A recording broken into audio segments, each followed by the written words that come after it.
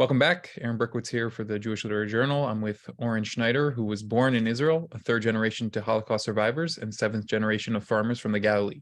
He is an entrepreneur and business owner who enjoys music, cooking, travel, people, and especially the combination of all four. He lives with his family in Brooklyn. His new book, The Apprentice of Buchenwald, is from Amsterdam Publishers. So welcome, Oren. Thanks for joining me today. Thank you, Aaron. Pleasure to be here. Shabbat shalom. Shabbat shalom. So the first question I have is why this book and why now? Well, that's the question. So I was practically raised by my late grandfather, Alexander. He started telling me his Holocaust survival stories when I was very young, probably around 3 years old. So these stories have lived and boiled within me for decades. I never found the time. I never found the opportunity. I always knew that I will be telling these stories. I was joking with him when I invited him to speak in front of my third grade class, and then my high school. He loved telling his stories. I always told him that I'll tell his stories one day, and he said, "Nah, no one's going to mind. No one's going to care. There's so many of us that survived, and everyone has a story." And I always told him that everyone's story should and deserves to be told. And then COVID came. We had to shut down the businesses, furlough employees. I was sitting down with a nice bottle of bourbon, and I said, "Okay, that's my signal. That's my sign. I have my opportunity, and I have to make sure I take advantage of it." I sat down. I acquired some writing tools. I'm not an author. I started putting time into listening to all the recordings, all the tapes that I made of him when he was still alive. He passed away just in the beginning of COVID. And 6 months later, I had the book. So that's why. That's why the book, and that's why now. Well, I'm sorry to hear he passed. My question: why do you think he was so willing to share stories? You know, oftentimes we hear of people who aren't willing to share, but he seems to be a storyteller. I think it's a combination of a number of things. It's a great question. He went through the terrible events of the Holocaust and World War II at the age of 17, and I think there's something about the perspective of a young man who's living through these challenges that is very different than that of older people, more mature, that are fully aware of the risks and the horror that lie within. He was young. He managed to create a clear separation, emotional separation from the events of those years. As an entrepreneur, in many ways, he looked at his adventures of World War II as a successful entrepreneurial undertaking. He made it against all odds, like many entrepreneurs.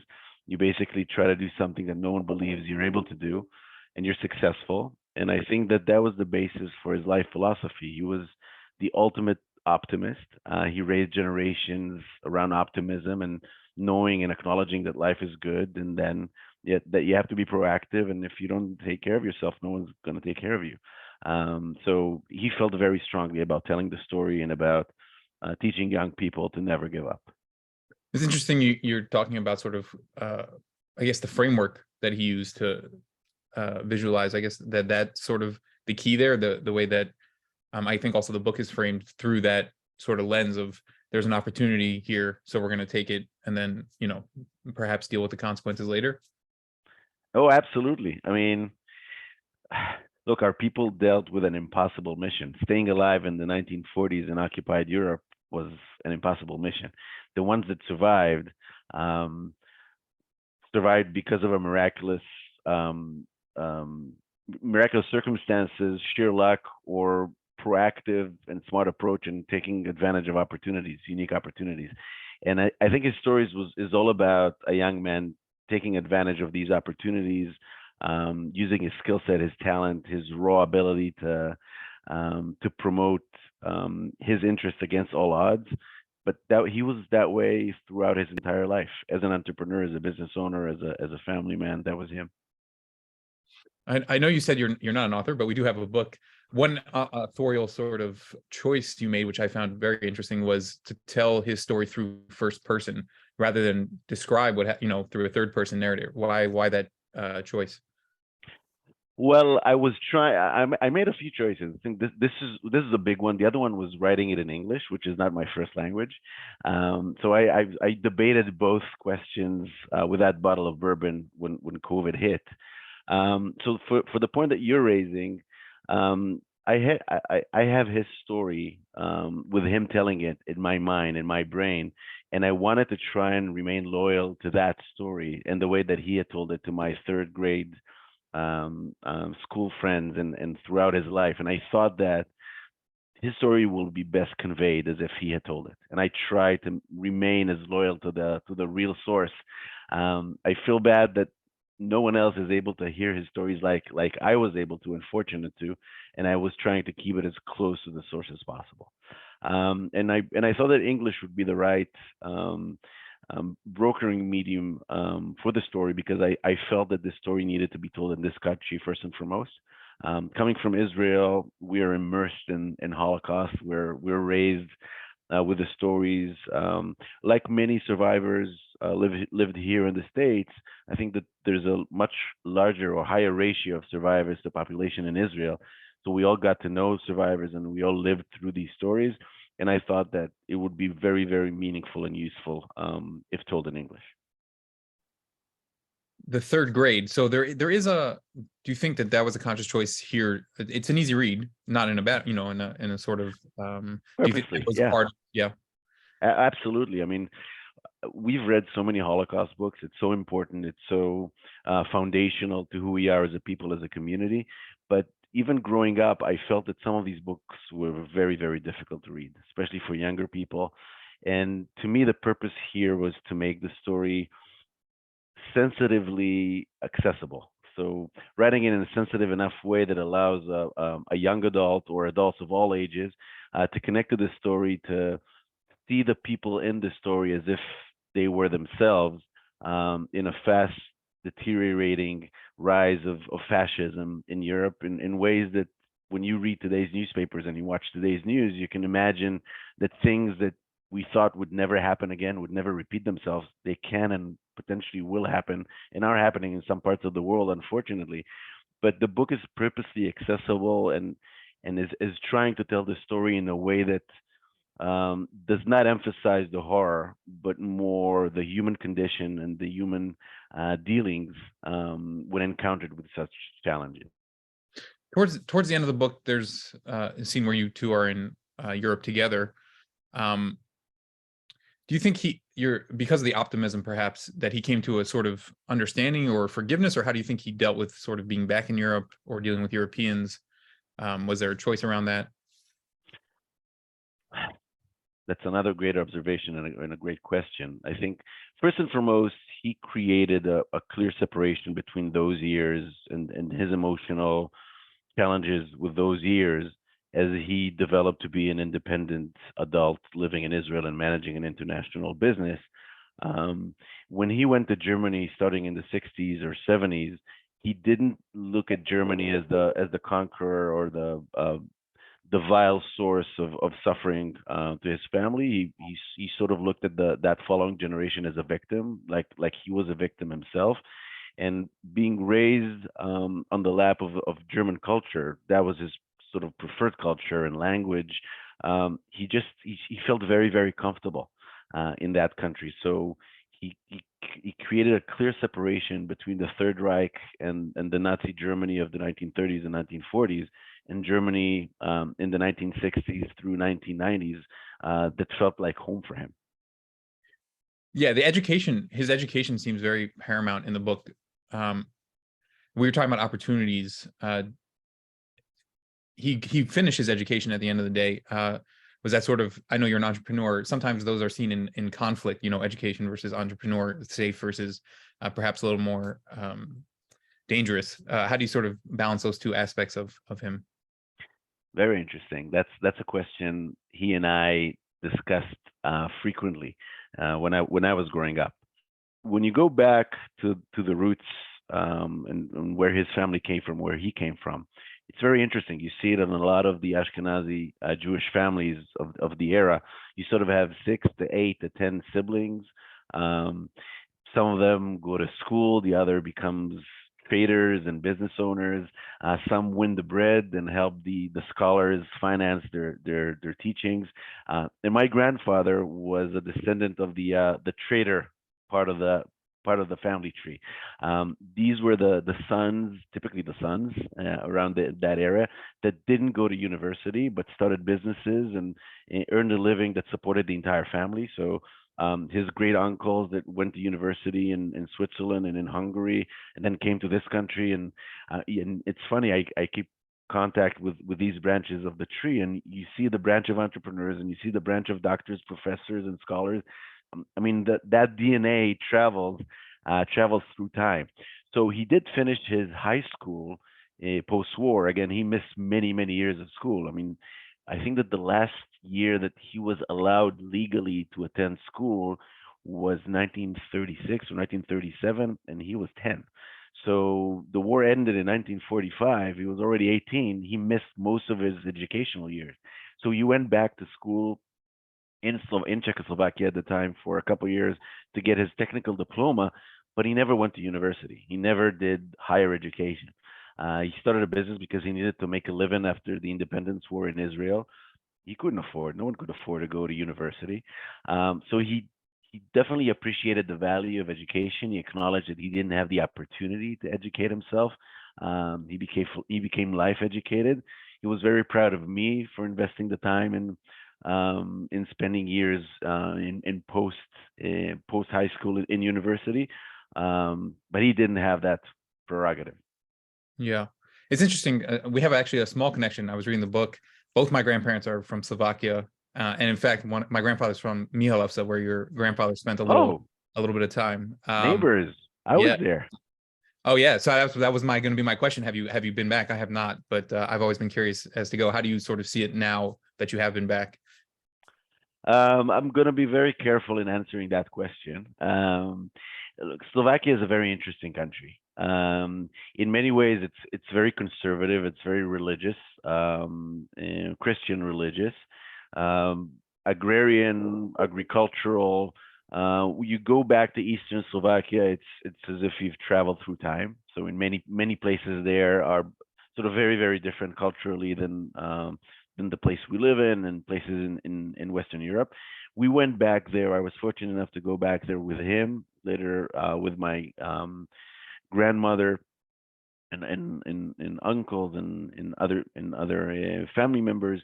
We went to all these towns. I mean, it wasn't reflected in the book. My grandmother Judith, Alexander's wife, had a miraculous survival story that didn't go through camps, but went through hiding. And we went back to meet with the neighbors that hid the family for years, and they were also from a village around. We went to Michalovce, we went to Trebishov, the other places. All of the Jewish identity from that era. I mean, at that time there was Jewish identity everywhere. There are synagogues, other institutions, social institutions, community institutions. All of those are gone. There's no sign that they ever existed. The only places that do exist are the cemeteries, and they are in a terrible condition. So it's a little sad if you go there to look for the signs. I think that what you are able to do is to connect with nature, to connect with the surroundings, and sort of get a feel of how it was like for your great grandparents and great grandparents when they were growing up, when they were going to school, when they were going to work. It was very emotional for all of us, and I imagine that we'll take our young children to visit and experience it themselves. Something that was present was opportunity cost. It seems to me when we're talking about sort of your grandfather's progression through the camps. Did he ever worry about sort of the repercussions of his choices, or he sort of just figured, yeah, you make choices in the moment and then figure it out later? I never asked him that question directly, but I think that knowing him, he was very intuitive, and he liked following his instincts. And I think that from his stories, and also from the way that he chose to tell his stories, I think that he always followed his gut, and he got good signals. His gut gave him good signals, and he didn't overthink things. And I think this is something that he did leave us, the future generations. When I go shopping for a pair of pants, it takes me exactly 2 minutes. I see one, I like it, I get it. I don't sort of stand there and try try 5 other pairs on. I think that's something I got from him. He basically identified an opportunity that looked right for him, and he never looked back. You have an interesting introduction, I'd say, to the book where it's a nonfiction book, but you do take, I guess, fiction license. Is that from just not knowing? Is that to make the story better, or like how do you balance the idea of telling the story with having to fill in details? So the story is a nonfiction actual story. It's fed by many hours of recordings and documentation of time that I spent with him and his late mother, my great grandmother, Irena. He didn't remember all the details. He didn't remember the exact names of the Nazi officers and other related parties, and he was trying to recall some of them, but the ones that were lost to time and history, I just filled in as I saw fit. But the story is, I've heard that story numerous times in the last 45 years. It's interesting because my grandmother was in Auschwitz. She was working also in an arms factory. It's interesting to think sort of, she was not one to share stories, but it's interesting to think of sabotaging weaponry within a factory. Did he like weapons afterwards? Did he have an interest in weapons afterwards, or was sort of just in the moment? I'm curious in relation to sort of, you grew up in Israel, there's an army, there's weaponry involved. Like, did he see sort of a distinction between necessary versus unnecessary? What a great question. So first and foremost, he had hands of gold. That's unfortunately something I didn't get from him. Regretfully, I have 2 left hands when it comes to building stuff and doing stuff. But anything analog that needed to be put together or put apart and put together later, he was just a master of that. And I think that whether it was a weapon or a lock or anything else that you built by hand, he loved doing it. Specifically about weapons, he participated in 2 major wars. World War II as a camp inmate and a prisoner of war, and then in the Independence War in Israel. So he had to deal with many guns, but he was not a militant. When war was over, he never picked up a gun. It wasn't an area of interest for him. He was a man of peace, a man of business, a man of talk, a man of leisure. So he didn't talk a lot about the guns. It always came up when we talked about the war, and he was very proud of what he did with the guns for the IDF after being recruited and after he managed, without being able to speak the language, to explain to his commanders in the newly established state of Israel that he's such an expert in weaponry. That's a story he was telling us a lot as growing up. But no, he wasn't crazy about guns at all, or war, or anything that had to do with violence. Yeah, there is a distinct impression that he, I would say, used his opportunities to get out of that life, to sort of build something different afterwards. Yeah, and he used his talents exactly sort of in those extremely constructive directions. So, and again, the book purposely really ends after the war and doesn't go deep into details about him as a young adult, as a young head of a family, as a young business owner in the state of Israel.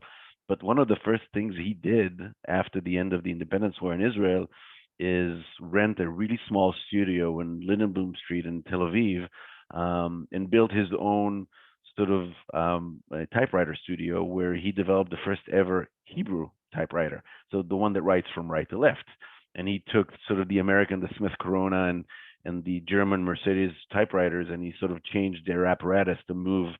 And that's how he built his business. That's how he sort of took the same talent that he developed in the camp around those events and built his business that eventually became a publicly traded company in Israel. And he became very successful from exactly the same place where the war ended for him.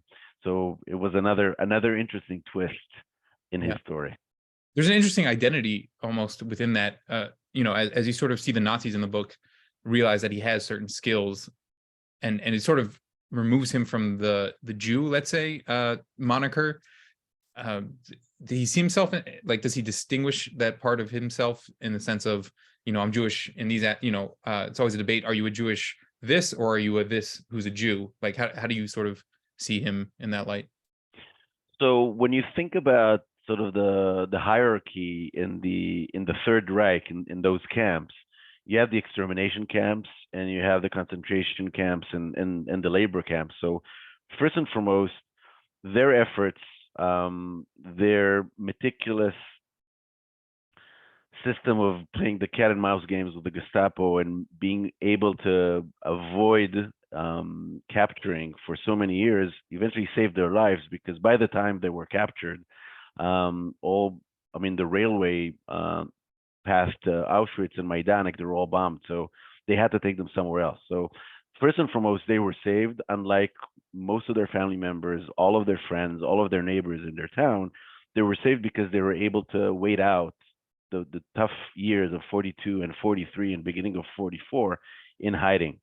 And then when they're taken to a concentration camp, then first and foremost, it's a different game, because the Jews are a minority in the camp. You have all these POWs, they speak all these languages.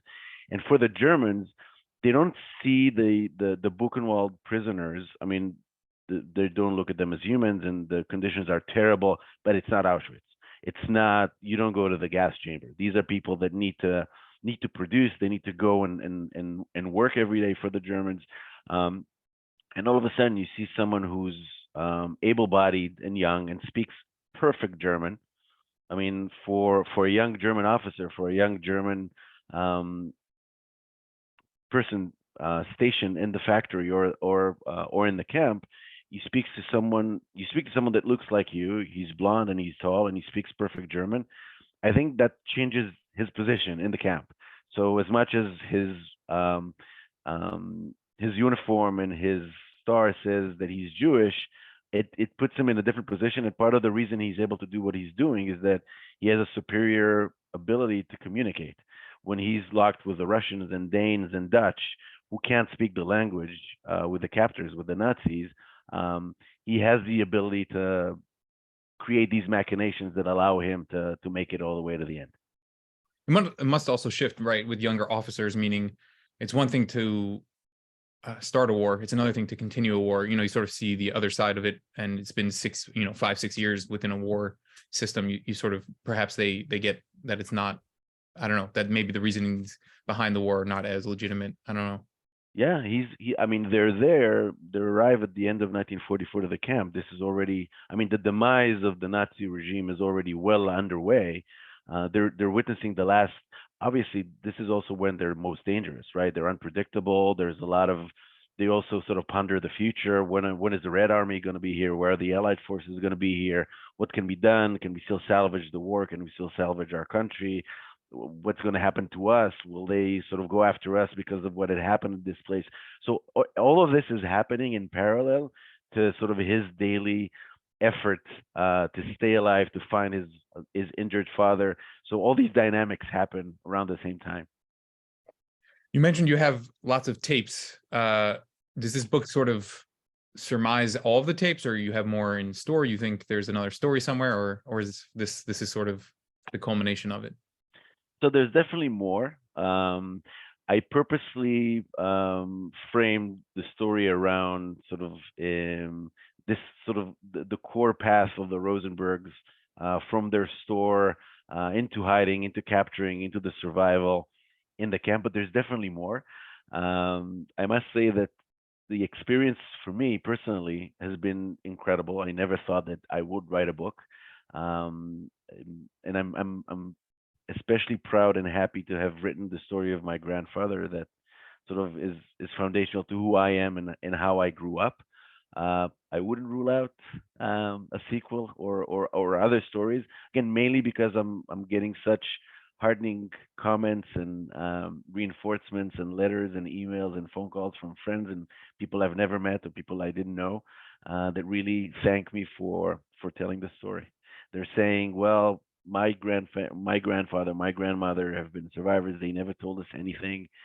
We didn't want to push them, but then, I mean, they're no longer with us, and these stories are all gone. And the ability of these stories to be captured and retold and told in a way that is accessible, especially to young adults, they really appreciate it. So where, as we sort of wrap up here, where can people find the book and you if they want more? So you can always go to the official website, which is the Apprentice of Buchenwald.com, where you can find ways to communicate with me and look at some additional material that is not included in the book, and look at all sorts of media reporting and exposure. You can get the book on Amazon, Barnes and Nobles, and other online resellers, and you can go to your favorite bookstore and ask them to get it for you. They'll do it gladly and swiftly. Perfect. So thank you very much again for joining us, joining me, and I wish you good luck with the book. Thank you so much, Aaron.